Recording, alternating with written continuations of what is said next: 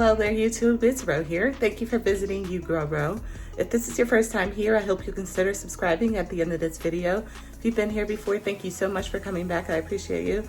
Today we're doing an update on the Gardyn 4.0 hydroponic system in just a moment.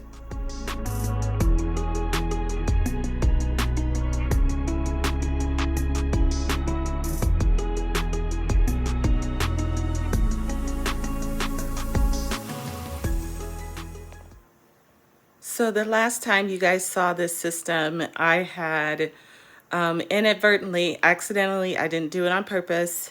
When I left for vacation this last time, I did not top off the water on this machine. And by the time I got back, everything was crispy. It was not good.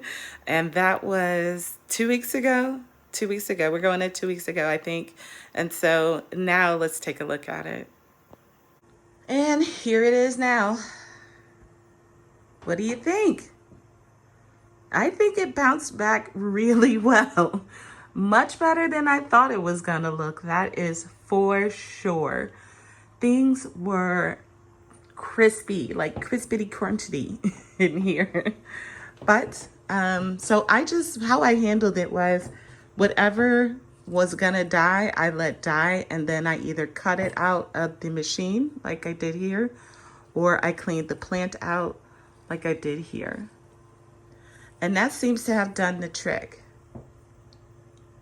So I lost my 2 sunflowers here and my mini cauliflower here.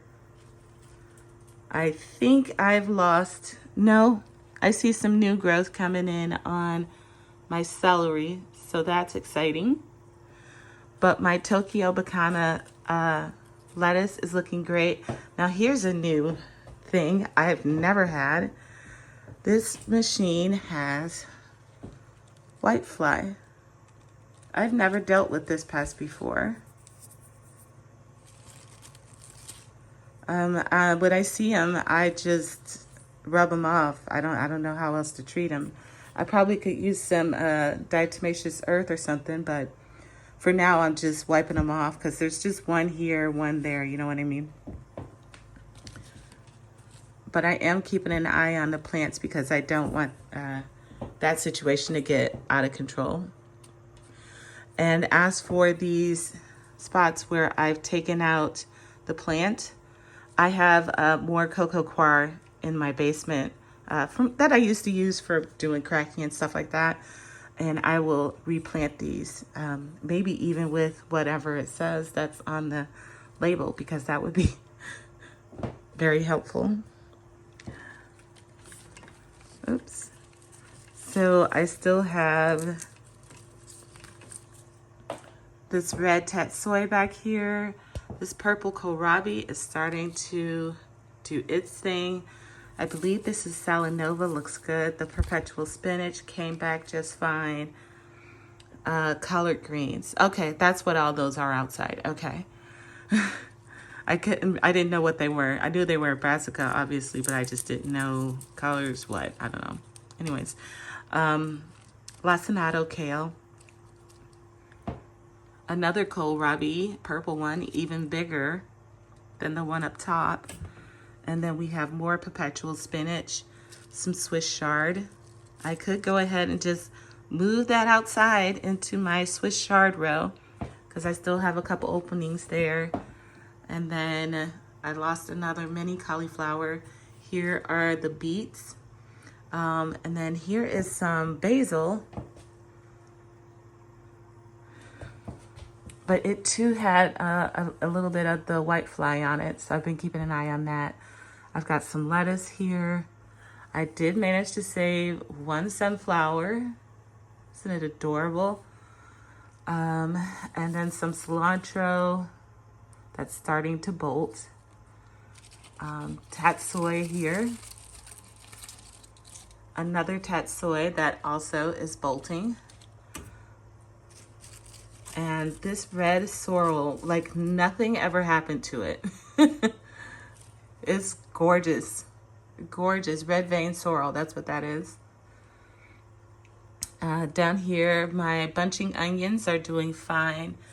I lost the sweet Thai basil and the thyme. I don't need the thyme. As you know, I have more time than God out there. I got lemon balm here. It's not looking great, but I got some volunteer plants outside, so I don't really care. I got some dill here and more bunching onions, and then a small kale plant here. I don't know if that's going to pull through or not. And finally, another piece of tatsoi. So surprisingly, she's looking good for having lost, for having been through what I put her through.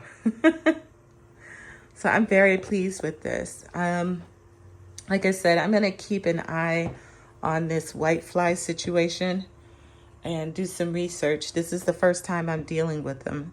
I've never had them, I don't even think outdoors that I can recall. So we'll see. We'll see.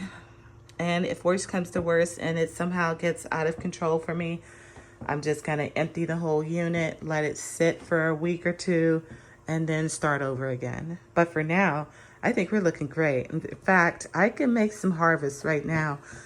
This Tokyo Bacana is ready. This perpetual spinach is ready.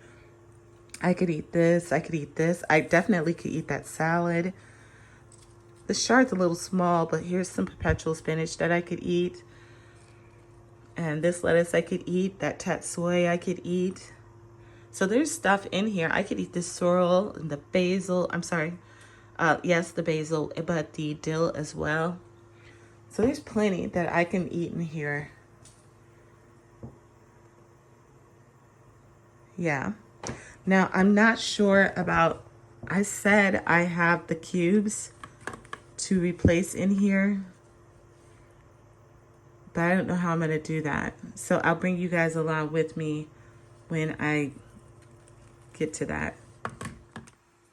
I do want to mention that I am still keeping my pet protection on there. This is just window screen mesh. I buy it in a big old sheet. You never know what you could use it for. And then I just keep it closed with these clips on the side.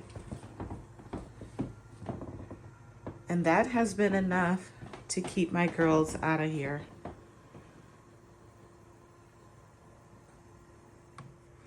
All right, friends, if you have any questions, don't forget to put them down below for me and I will try to answer them. Please like, share, comment, subscribe, and I will see you all in another video on another day. Until then, happy growing, my friends.